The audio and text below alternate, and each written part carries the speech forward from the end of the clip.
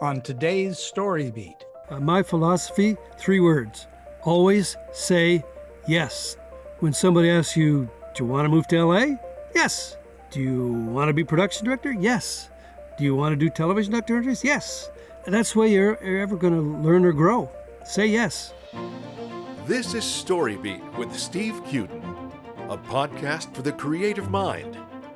StoryBeat explores how masters of creativity develop and produce brilliant works that people everywhere love and admire. So join us as we discover how talented creators find success in the worlds of imagination and entertainment. Here now is your host, Steve Cuden.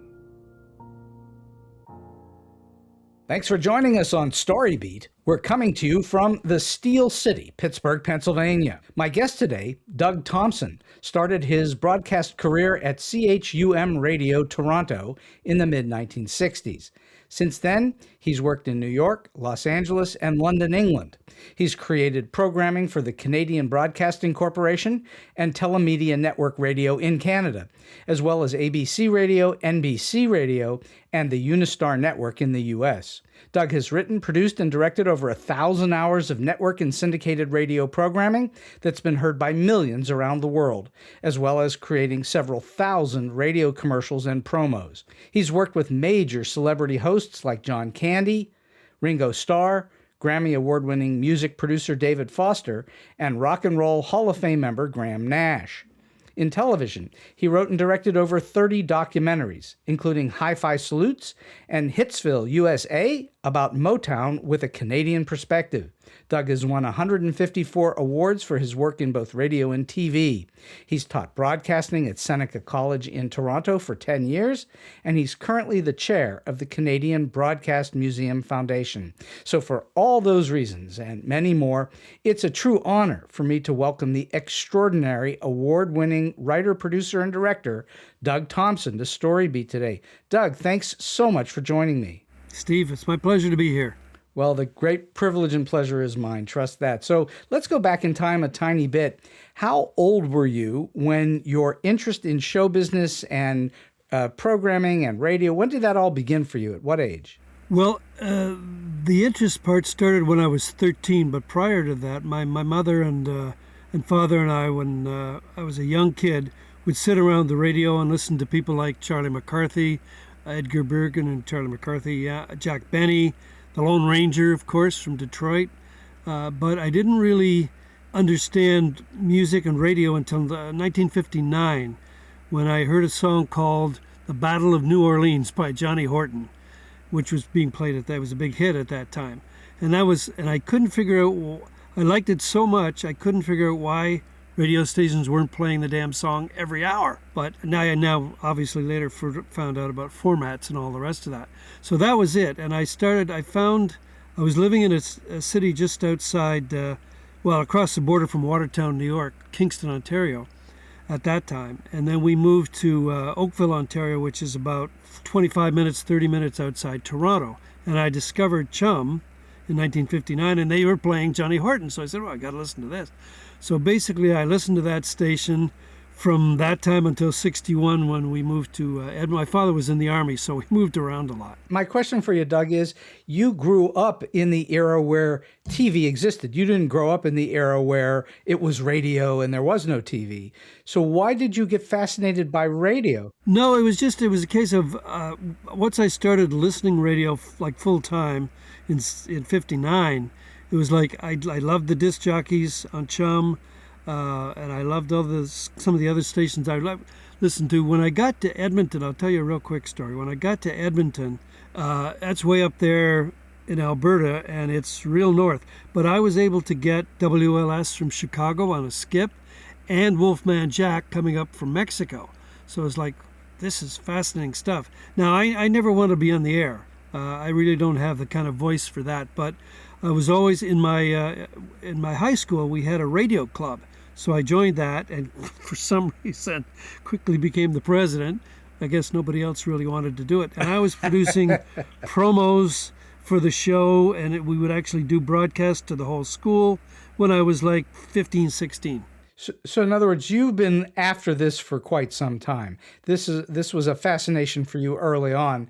And were you also into listening to radio plays, or was it mostly about music and that kind of content? It was mostly about, actually, the music was secondary for me. It was actually what the disc jockeys would say, and ironically, the commercials. The commercials. I truly love commercials, yeah. What fascinated you about them? It was just how they made them. I remember a jingle from an A&W restaurant from 1961.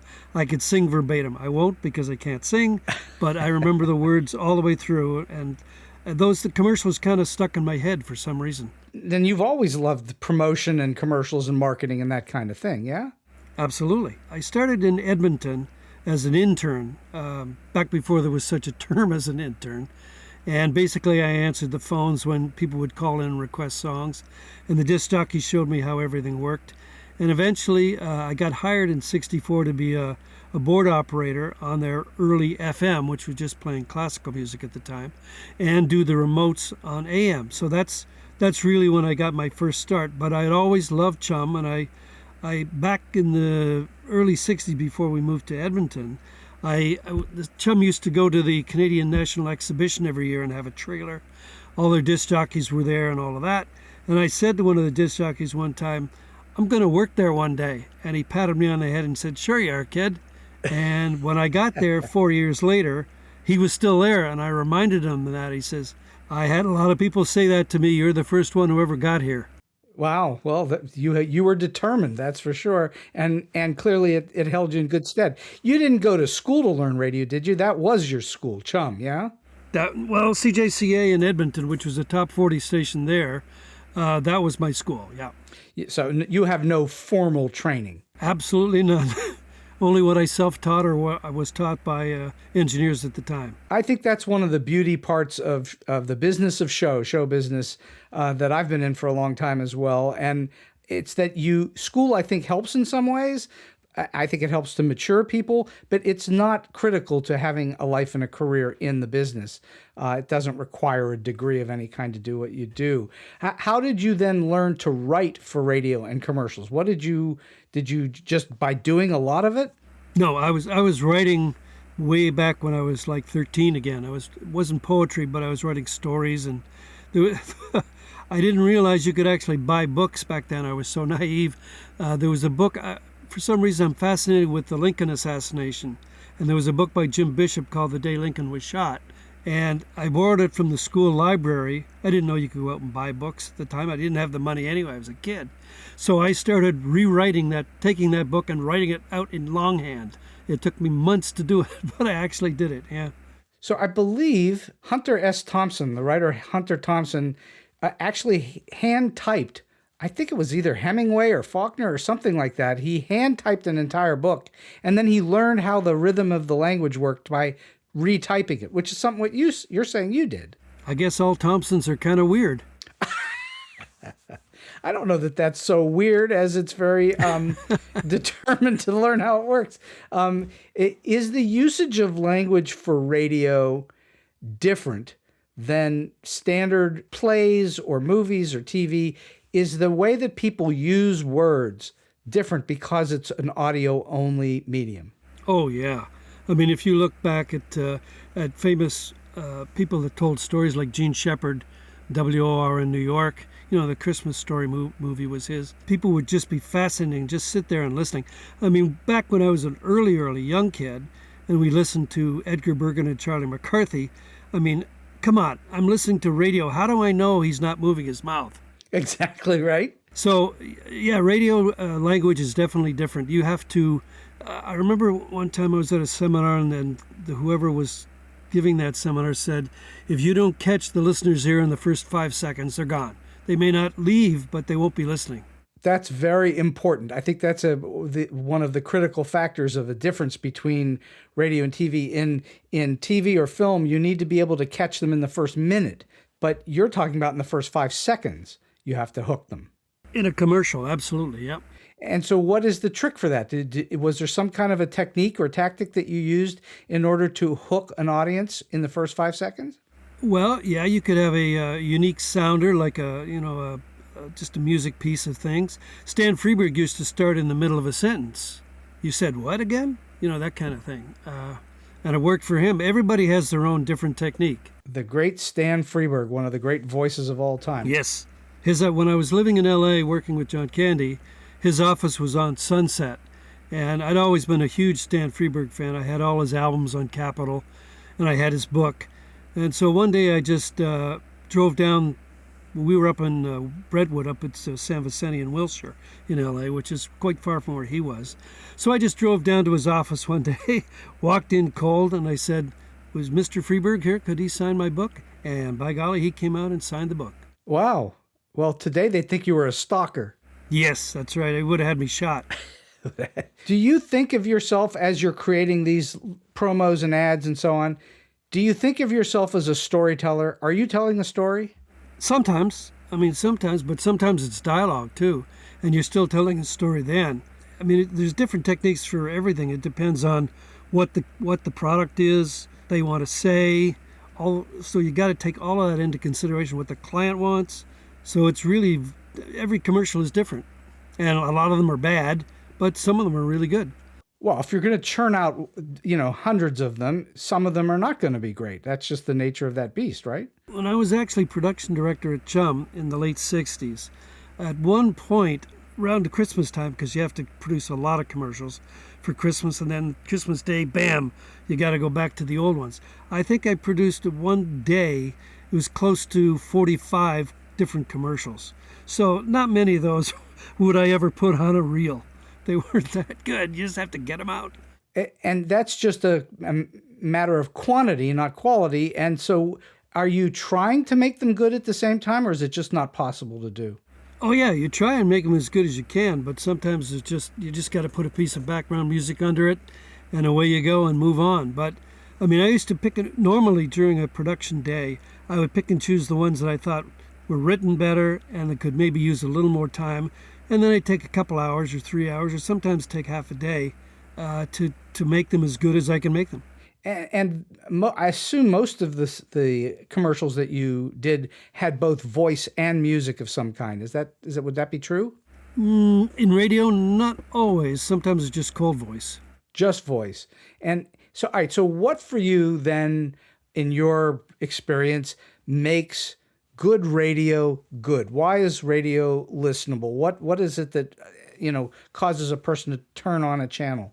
It depends on what their interest is. If you're listening for music, there are plenty of stations that play 24 in a row, and you never hear an announcer at all, maybe an ID from the station, but that's it. And then there are people that like announcers, like in the major markets like New York. I used to love listening to a guy named Dan Ingram on WABC. He was the wittiest disc jockey probably in all of North America. He was fabulous. Wolfman Jack I was a young kid listening to him over the airwaves all the way from Mexico. And it's like, who is this guy? What the heck is he doing? It's crazy. Same with Dick Biondi and WLS in Chicago. When I hear that, he was just a wild, fast-talking disc jockey that you just didn't want to not listen to this guy. So it was all about personalities, wasn't it? Oh, my radio was all personalities back then. The problem was, unfortunately, when you start doing broadcast schools, I taught for 10 years, and I told every student all the time, you have to be yourself. Don't copy anybody else. Don't use anybody else's style. Be yourself and find what you do best. I think that's true for anybody that's creating almost anything, but in particular for radio. But I think that if you're a painter or you're a writer of television sitcoms or whatever it is, you want to write, in your voice somehow, even if you have to communicate it in characters that aren't your voice. Yeah, well, for example, with John Candy, we did a bunch of commercials early on in his career. SCTV had just started in Canada, but we did 3 complete radio shows together. One was 26 Hours, which was a history of rock and roll, a 30th anniversary.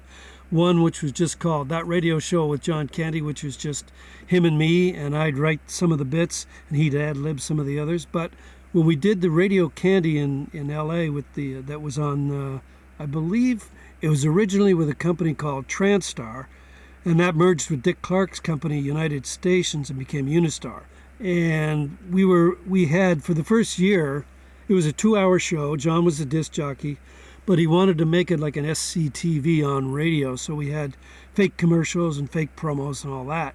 And John and I, when we were starting to write this thing at the beginning, said, well, the premise was that he owned the most powerful transmitter in the world and could override any radio station for 2 hours. So that's how he did it. So we said to each other, well, if he's doing that, you got to have an engineer. And we both looked at each other and went, Scotty from Star Trek.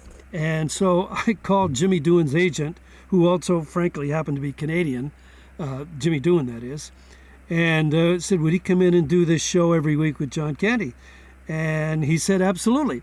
So he was Scotty, our chief engineer, and I got to write over 100 pieces of dialogue between him and John. They had lived a bunch, but I wrote the basic premise for them to do some of that. And it was magic. I'd never written dialogue before like that, ever. What inspired the show itself? Was it just, I mean, it was obviously comedy, but was there a particular show that already existed that inspired it? No, not at all. The only thing, we did the first series, the Rock 30, which is the history of rock, in 1985. And John always loved radio. I mean, he grew up listening to radio in Toronto, and he loved radio all the way through. And when he'd do interviews and things with people, he was doing a lot of radio interviews. So once he did that first one, the next year he said, well, can we do some more? So that's when we created that radio show with John Candy, which was a 90-minute show every week that ran for a year here in Canada. And when he finally moved to LA in 87, he called me up one day and says, let's do some more radio. So I had a contact at Unistar, at Transstar at the time, and I called him and said, would you be interested in a weekly John Candy? And it started from that. But what John said to me at the beginning was, I'd like to do, he played the music we didn't pick the music that was picked by Transstar and later Unistar. But he said, I want to make it like an SCTV on radio with comedy commercials, comedy promos, that kind of stuff. So that's what we did. So I've had the great privilege of knowing Phil Proctor of Firesign Theatre, and he's been on the show twice. I love Firesign Theatre. It's all audio, and it was quite brilliant. I think Firesign Theatre actually might have inspired Monty Python. And so, because they were before Monty Python. And so it sounds to me, and then SCT, of course, came after all of that. And I believe that one thing is leading to the next. Yes, absolutely. By the way, speaking of Firesign Theatre, I mean, I was a fill-in disc jockey. The only time I really went on the air other than doing bits on commercials and things, every Saturday night, and I never used my name. I went by the disembodied voice in the night. And I did midnight till like 7 or 8 on Sunday morning, and I would play all the Firesign Theatre albums, all of them, every one of them. I love that stuff. To this day, I still don't know how they get from the beginning of the record all the way through the second side. I have no idea how they did that. It's just one sort of stream of consciousness that leads one to the next. It's brilliant. It's all brilliant stuff. No, I mean, some of the bits like the Nick Danger was a whole thematic kind of thing, but the rest of it was just very free form, yeah. And there's nothing like it today, no. No, and not even, it's interesting that you'd think there would be, considering how much streaming there is now and podcasting. You'd think somebody would have a show like that, or many shows like it, but there's almost nothing that I know of. I agree with you. I listen to a lot of podcasts, and I haven't heard anything like that at all. What is it about today's radio audiences that they don't understand the way that it was? The attention span. I mean, with MTV and all of the things that are out there, that everything's quick cuts, the attention span of the average listener has shrunk from maybe a minute to maybe 15, 20 seconds. Mm-hmm. If you don't do something different in that time, they don't want to be engaged. I think that that's accurate. And I think that that is the effect of both the internet, computers, all of the podcasting that's out there on streaming. Do you think that we've lost something in there? Yeah, absolutely, 100%. Yep. Well, I mean, first of all, when radio was really in its super heyday of top 40 radio and rock and roll and all the rest of it, there really wasn't television doing that. Dick Clark was there with American Bandstand, and each probably local town had its own Bandstand TV show.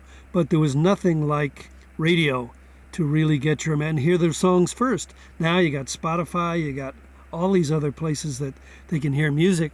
They don't need radio for that. So radio has to keep reinventing it. I mean, they've been calling for radio to die since television came in, and it hasn't died yet, but it's getting close. But the day and age of the disc jockey is more or less gone. I agree with you there, yeah, 100%. There are a few, but not many. I mean, Howard Stern, for example, is not really a disc jockey, but he's popular. Right. I don't think early in his career, he was a disc jockey, but I don't think of him as a disc jockey anymore. I think of him as a shock jock.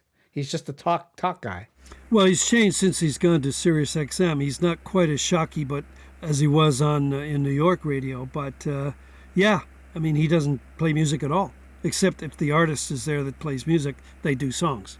Exactly. And most, I listen to Sirius XM all the time, and I listen to a bunch of different stations, and there's almost never anybody announcing anything because it pops up on your screen. If it's in your car, it pops up on your screen. You don't need a disc jockey anymore. And in a way, that's kind of a sad loss, I think. Yeah, well, the disc jockey was more than just back timing or back selling the song or telling you what it is. I mean, they were, like I said, Dan Ingram was very, very witty, and Cousin Brucey, everybody was listening to him in New York. Robert W. Morgan and the Real Don. I loved the Real Don Steele on KHJ when I lived there. I would only listen to him all afternoon, 3 to 6. And he was, again, he didn't say much, but man, he was just, he pulls you in. And that's not something that you can teach someone to do. That has to be innate to that particular person. Yeah, it's impossible to teach creativity like that, yeah. It really is. And I know that you've worked with some of the great artists of all time, like Ringo Starr and so on. How is it when you've got a celebrity in your presence? How do you work with them? Is there something you do different to bring something out, or do you just let their personality be? No, you got to write for the personality. First of all, when I wrote the Ringo show, which was called Ringo's Yellow Submarine for ABC Radio Network, and that was 24 hours, and basically ABC had talked to Ringo beforehand because they were paying him to do it, and he said, well, I just want to be the disc jockey and I'll tell some of my stories and then we'll go from there. So I had to write bits around the songs using all my Beatle information because I'd produced a bunch of Beatles documentaries over the years, and the rest Ringo kind of figured out. But the beauty of working with Ringo was that prior to doing the radio show, he had done a TV show as an actor called Shining Time Station, where he was the station master. So he had done and he'd been the acting in Magic Christian and things like that. So he knew how to read. He brought the words off the page as opposed to just reading them flat. Well, speaking of personalities, does anybody have a more interesting and fun personality than Ringo Starr? No, he was a riot. Oh, absolutely. He's still a riot. He's a true character. He's one of the great characters in all of rock and roll. We had to record him for a couple of weeks during January of '83, and then we had to come back and do some more in February of '83. And he was still drinking at the time. He no longer does that. But he said, well, don't show up at the house before noon. That's how long it took him up. And he was living at the time in Tittenhurst Park, which was that White House that John Lennon and Yoko Ono owned. So it was an hour's drive out of London anyway. So we usually left about 11. And the last day, we did it in February, he still wasn't quite ready for us. So he took Tom Rounds of ABC and I on a tour of the grounds. And Tittenhurst Park is an interesting place because, first of all, Lennon had put in a man-made lake in there. It's in one of his videos of one of his songs. But the guy that owned it beforehand had been a tree? Is it a botanist if you're a tree guy? An arborist. You're an arborist, right.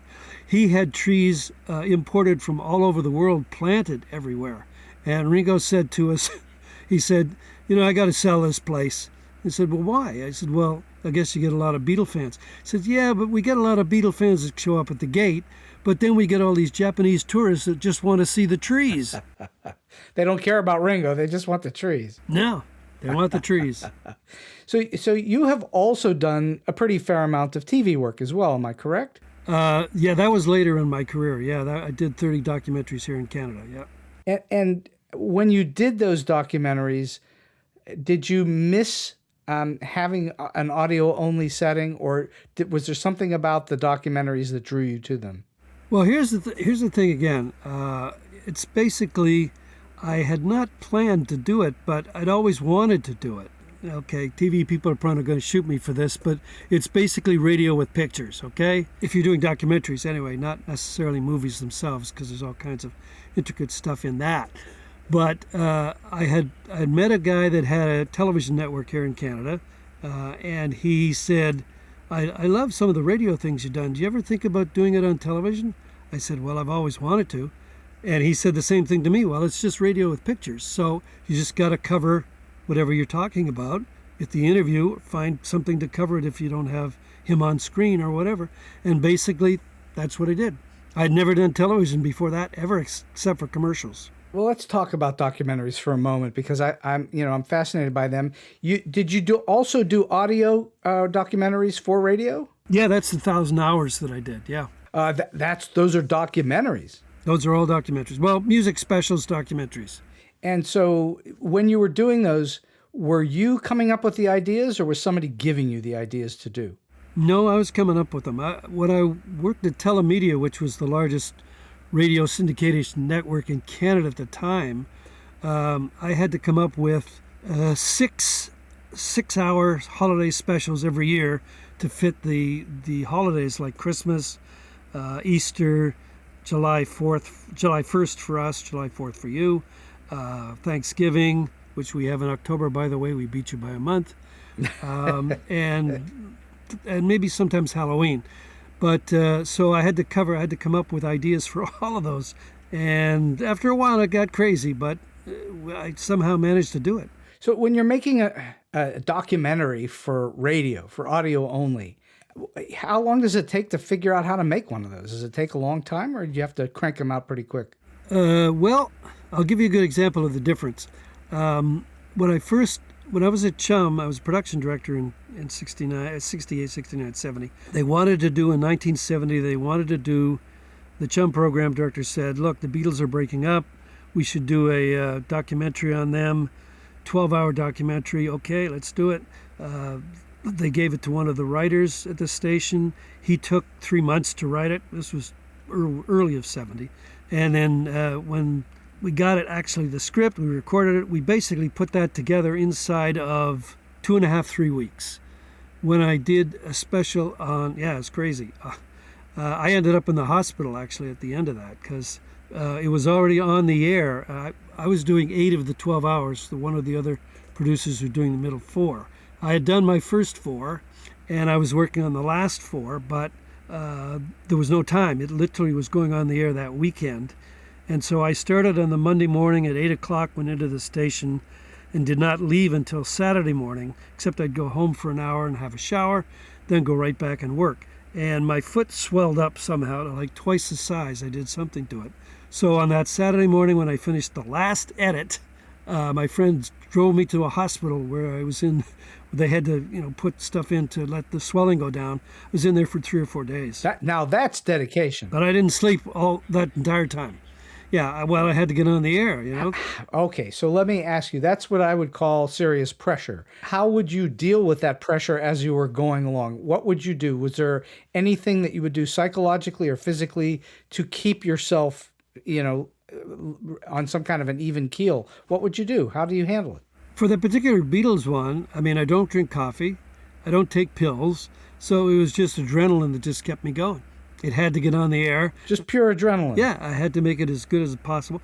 Yeah, I think I was dragging a little bit. A couple of guys told me for the last couple of days when my foot was swelled up, they could hear me coming down the hall clumping.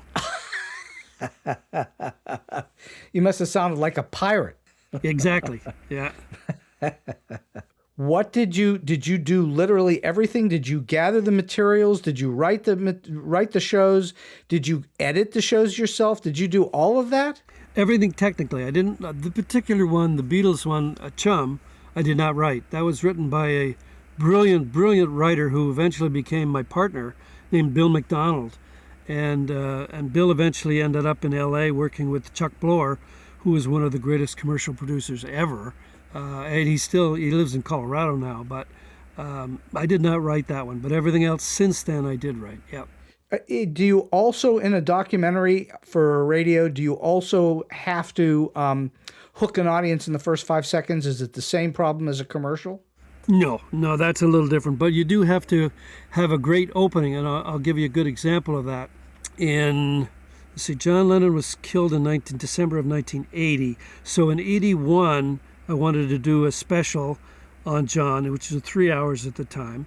And I went in and sold it to NBC, the Source network in the U.S., and Telemedia, the company I was working with in Canada, ran it. And basically I took the entire summer to do interviews with people, to go all over New York, L.A., London. And then it took me another 3 months to write that show, just to write it.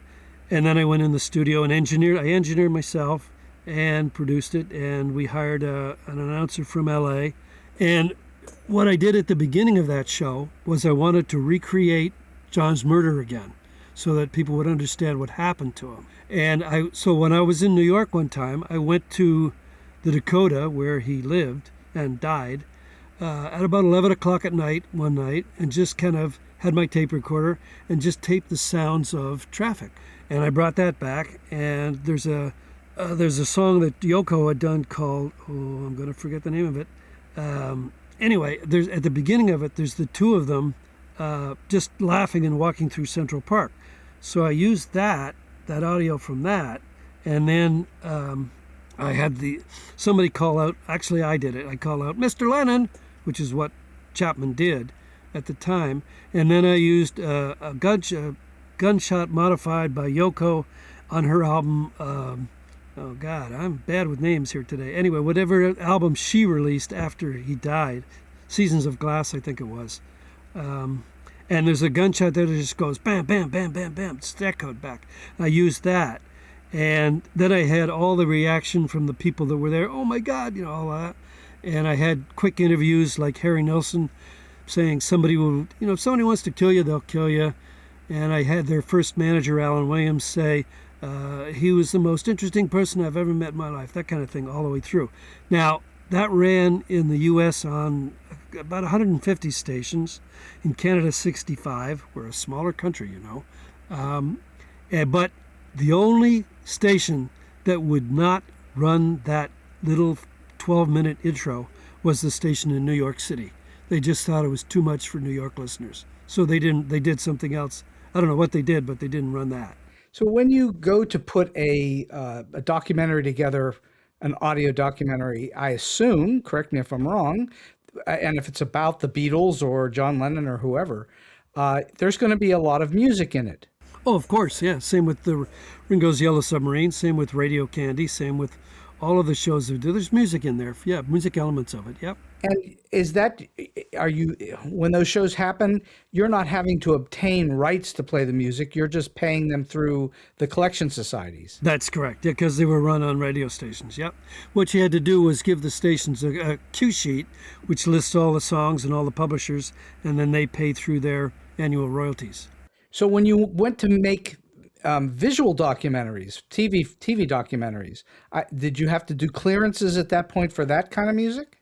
Oh yeah, for sure. I'll give you a good example. One of the series I did was that Hi-Fi Salutes, which was basically about early pioneers in Canadian radio and Canadian music, Canadian, not too much television, and one of the shows we did, there was Neil Young had lived in a small town in Ontario, and he wrote a song that started like that. There's a small town in Ontario. That's Helpless. The song is called Helpless. And we wanted to license that because it's perfect, because we were in this little town where there's a museum on him. And we asked if we could do it, and he said, nope. So we had it in there originally in the show. I had to take it out and put something else in. But everything else, all the other pieces of music for anything had to be cleared totally.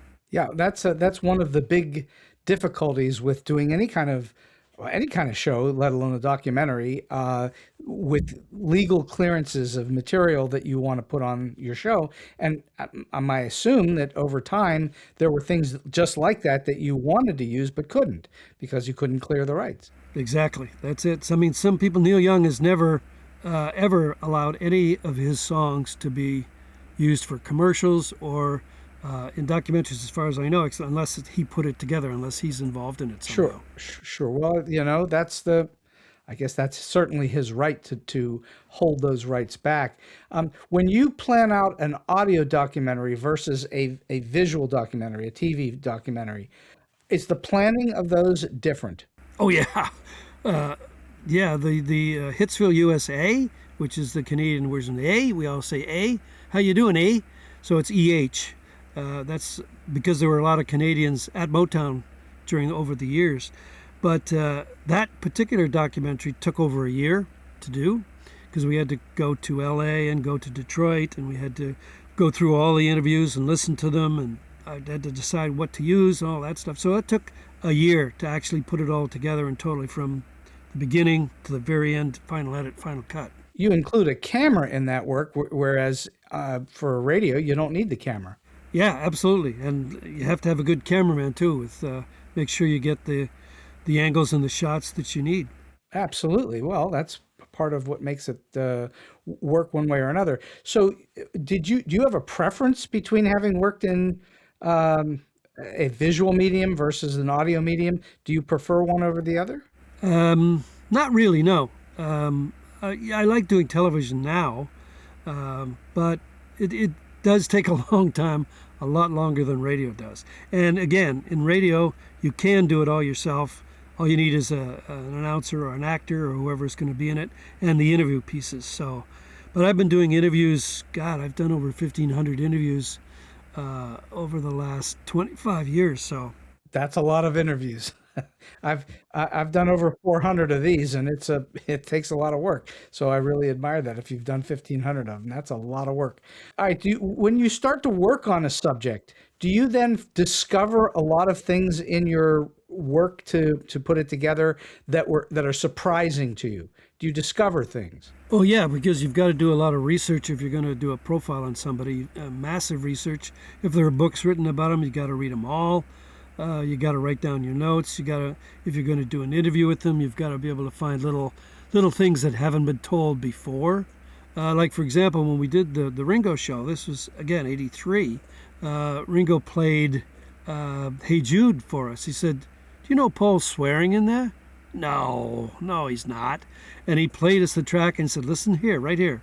And he said, "Oh, effing hell," is what he said. And it's there. It's been there all along. And I think everybody knows it now, but I think it's in the last verse before the final na-na-na chorus comes in. I think Ringo said Paul played a wrong note on the piano, and John insisted that they leave it in. No one will ever hear that. But if you listen closely, once you heard it, you'll never not hear it every time they play the song. Exactly right. Well, I think listen, there's no one, in my opinion, that's ever exceeded what the Beatles did, and they would leave things like that in, and it just gave it its character. And I think the Beatles are the greatest thing that's ever happened in music, and the fact that you got to work with Ringo, that's a pretty cool thing to say. What are the I shouldn't say single, but what are the most challenging aspects of working on new material? Is it the research or is it something else? It depends on what the subject is, though, Steve. Yeah, there's a lot of research on anything if you're going to do a particular, say, a documentary, radio or television on one person. If you're doing a genre like Rock 30 was, you just have to have a lot of different areas. And Ringo's was all about the Beatles. And the weird thing was, we did it was a whole summer series that ran all through the summer across the U.S. and Canada. It was 2-3 hours a week, I think, or 2 hours a week. And at the end of it, he was going to do a live show from KABC in Los Angeles. And he said, and they hadn't planned to have me there. And Ringo said, "Was Doug going to be there?" I said, "Well, no, we hadn't planned." "He knows more about the Beatles than I do. I was just there." Like, he didn't know about how the songs were written or things like that. He was just in the studio making them. That's a very interesting perspective. You know more than he does, even though he was there. But that may be truth to that, because you've dug out a lot of information on things that he might not have even been aware of at the time. So when you set out to make a documentary, be it audio or in visual medium, you can't really plan it out ahead of time, can you? You can kind of sort of go down a certain road, but you ultimately have to figure it out once you have all the material gathered. Yeah. What I do when I was doing radio, what I do was I'd take all the interviews that I was going to use and listen to them all, and then just pull the clips and not write until all those clips were pulled. I wouldn't write the script at all until they were done. I wouldn't try and fit the interviews to the script. I had to write the script to the interviews so that it made sense, you know. Television is kind of the same way, but not exactly the same. But would you know in advance that you were trying to get certain things from people, certain information? Oh, yeah. Oh, yeah, of course. If you want specific information about a specific event or what happened or something, and if they didn't give you the answer you wanted, you'd ask them again in a roundabout different way, or come back at the end and say, remember when we talked about this? What really happened there? And then by then they usually open up and give you what they want, and give you what you want. Mm-hmm, mm-hmm.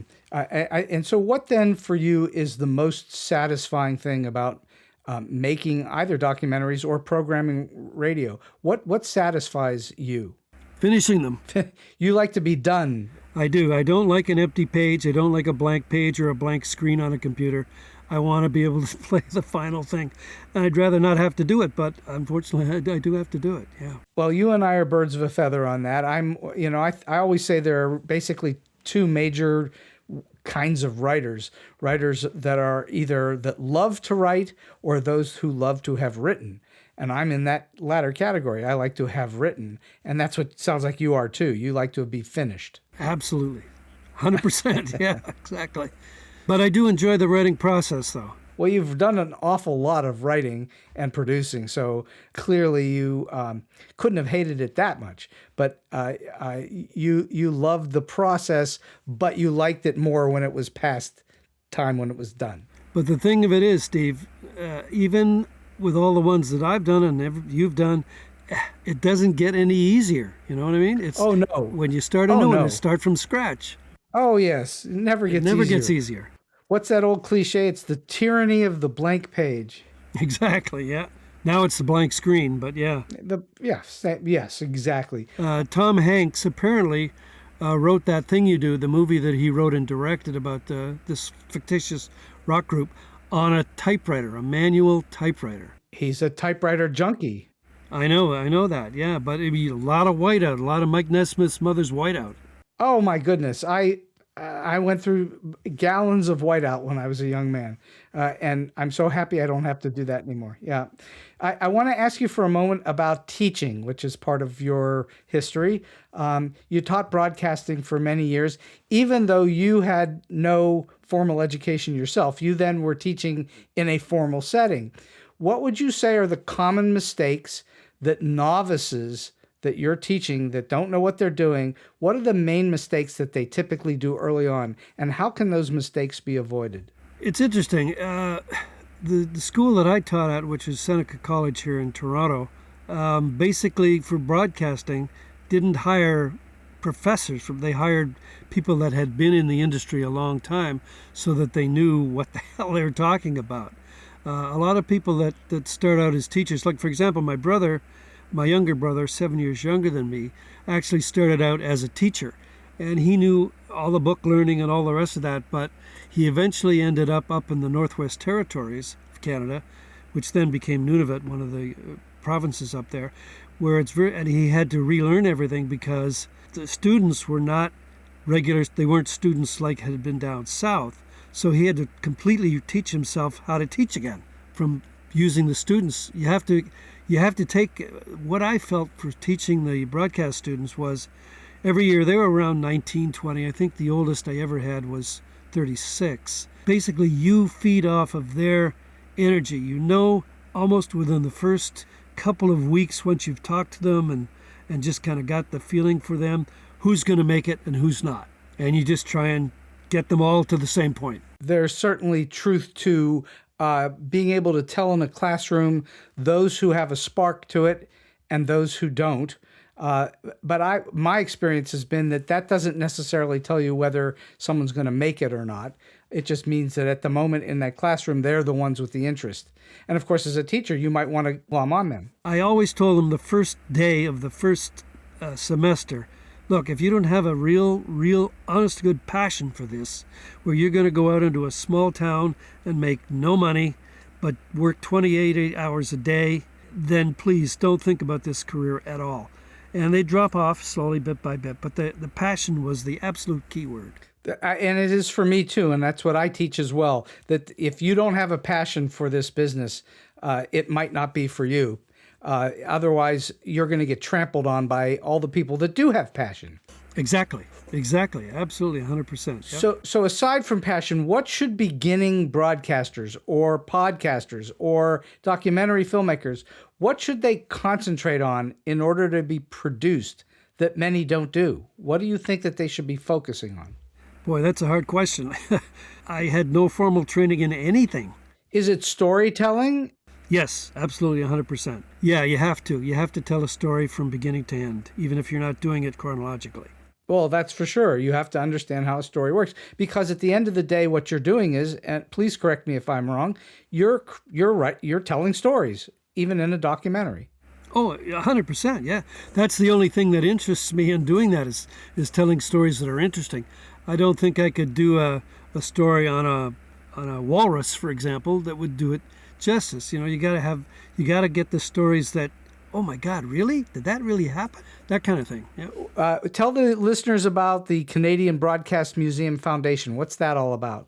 That was founded in 2001 because a couple of people, there was no real sense of history here. Like in the U.S., you've got the Smithsonian. You've also got the Hollywood Museum of Radio and Television out there. And also in New York, you've got the William Paley Museum. And I'm sure there's some across the country, too, where certain museums or certain universities get people's archives and things like that. There was nothing like that in Canada, except the government had Library and Archives Canada, but they really weren't collecting a lot of the things from private radio, CBC mainly, which is a government institution, much like the BBC. So it was formed I wasn't there then, I didn't join until 2008, but it was formed to collect the material from private broadcasters that would just get tossed in the garbage at the end of the year, you know. And we have managed to save we've got over 160,000 items at this point, which is not a lot when you consider it's a museum, but and we're not going to have a brick and mortar museum. We've been working with the government on that to make a virtual museum so that anybody in the world can go in and look at all the artifacts we have. For example, when CBC Radio was closing down their drama department, they had all these physical sound effects like doors and elevator hinge doors, and they were just going to toss them in the dumpster. So we went down and got them, and we've saved all of that. And then we've saved air checks and things from various radio stations that when they get bought, the new owners don't give a crap about their heritage because they just want to make money, and they throw everything out. So we've saved so much of that's gone by the wayside. And so what is your function as the chair? Is it to make sure that those things happen and to raise money? What do you do? I couldn't raise money if you gave it to me in gold right in front of me right now. Now, we have people to do that. But I only ended up being the chair. Originally, I was working on the collections committee, which I still do a lot of that. But unfortunately, our chairman passed away, and I was on the executive committee at the time when there were 6 of us.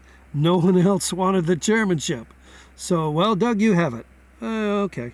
So basically, I make sure that we're still collecting things and working with the fundraisers to make sure we're still getting, because it's not like it's a sick kids charity or cancer charity or anything like that. This is kind of an esoteric charity that has to be shown. So over the years, we don't have philanthropists like William Paley to be able to put the millions into something like that. So we just have to beg and borrow and do what we can do. And that's what you've been doing. And I take note that there's a bookend in your life where you were sort of the volunteered chair, or you ran the club or the group that you were in when you were in high school, and now you're running the Canadian Broadcast Museum Foundation, right?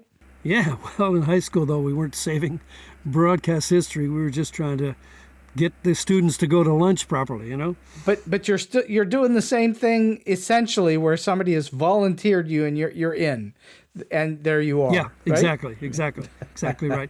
And the organization has lasted till now, so that's 25 years.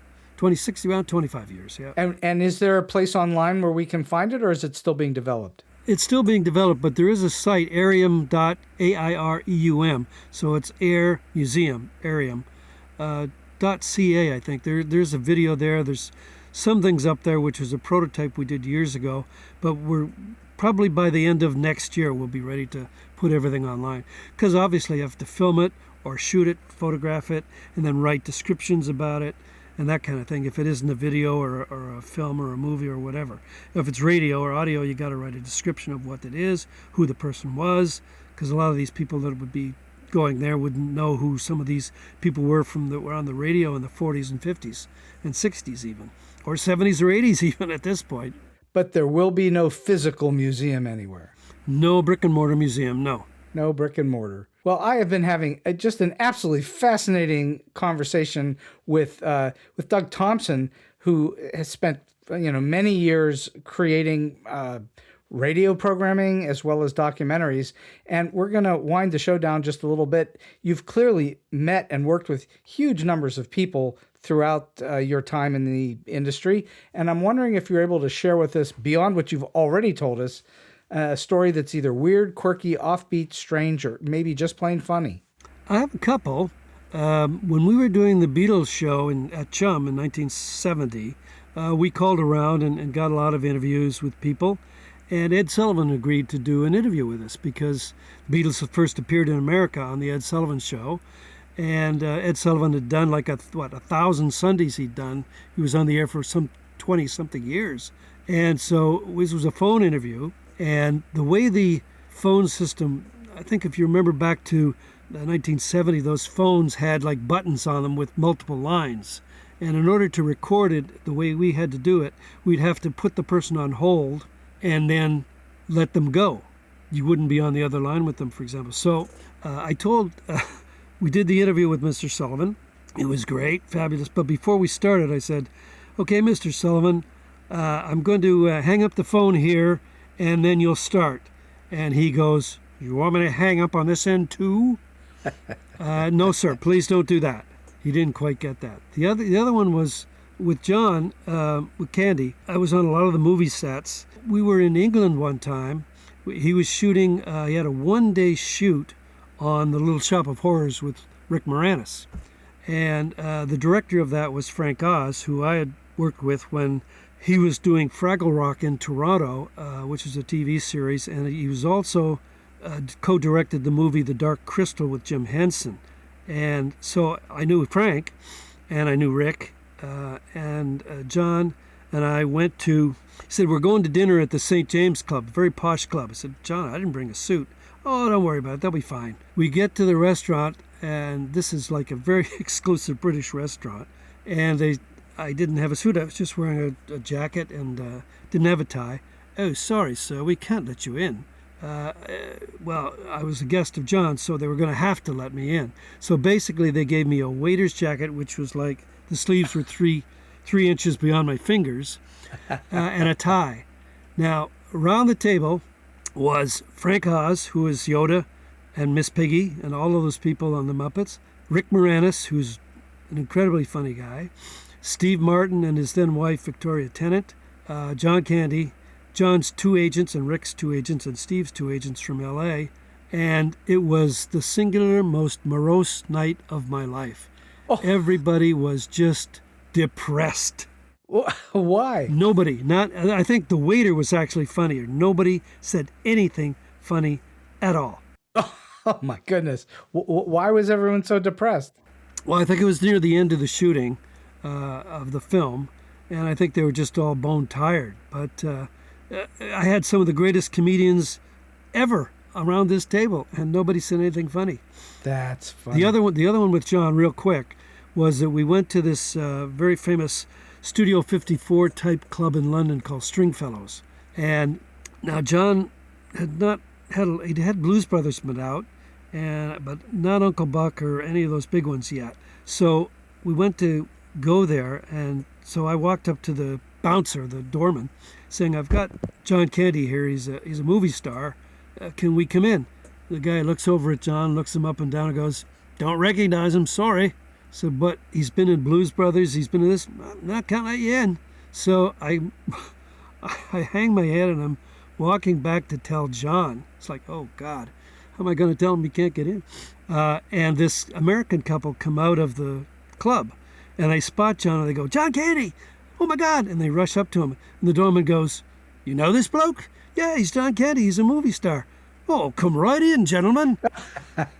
So that was a save thank goodness for that, yeah. Well, the advantages of being famous, huh? Absolutely, yeah, it helped a lot. The last radio documentary I did with John, about John Lennon, we hired Graham Nash to be the narrator. And Graham was a fabulous reader. He was so good. And he knew John, too, so he knew all the Beatles. So we did it in 2 parts because there were 2 3-hour specials on it, one for his birth date and one for his death date.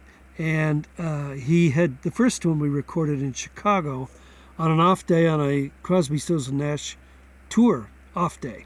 That was fine. That was in a regular studio and all that. By the time we got to do the second show, the tour was over and he moved back to his place in Kauai, which is the small island of the Hawaiian Islands. And when I called him to say, can we go to Hawaii or Honolulu or anywhere to record? He said, "Nope, I've just been on tour for 18 months. I'm not going anywhere. You want to record me, you got to come to Kauai." So I found a guy that had a Pro Tools setup, digital recording setup, in his garage in Kauai. So I said, "Graham, we found it." So I literally flew to Kauai, got there at night. We recorded the next day, and then I got up on a plane the next morning. So literally I was in paradise for less than 48 hours. That really pissed me off. Were you able to go back and have a proper vacation? I absolutely did. I went back for 2 weeks with my then wife for a second honeymoon. There you go. Well, at least you got to do that. So, all right. So last question for you today, Doug. You've shared with us just a tremendous amount of advice and information throughout this whole show, but I'm wondering if you have a single solid piece of advice or a tip that you like to give to those who come up to you and say, how do you get into this business? How do you make this work? Or maybe somebody's in a little bit trying to get to that next level. Actually, yeah, it's pretty simple. My philosophy, 3 words. Always say yes. When somebody asks you, "Do you want to move to LA?" Yes. "Do you want to be production director?" Yes. "Do you want to do television documentaries?" Yes. And that's the way you're ever going to learn or grow. Say yes. And Jim Carrey did a great movie about that called The Year of Yes. The Year of Yes. I think that is really outstanding advice. It is simple.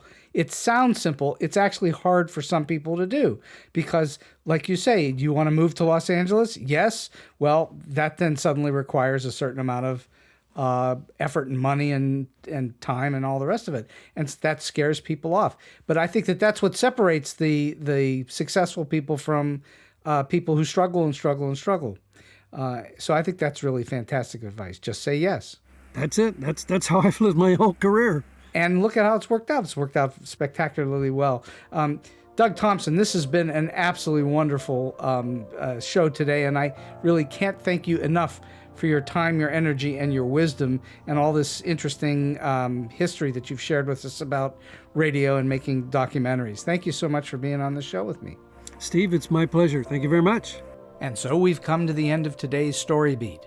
If you like this episode, won't you please take a moment to give us a comment, rating, or review on whatever app or platform you're listening to. Your support helps us bring more great StoryBeat episodes to you. StoryBeat is available on all major podcast apps and platforms, including Apple Podcasts, YouTube, Spotify, iHeartRadio, TuneIn, and many others.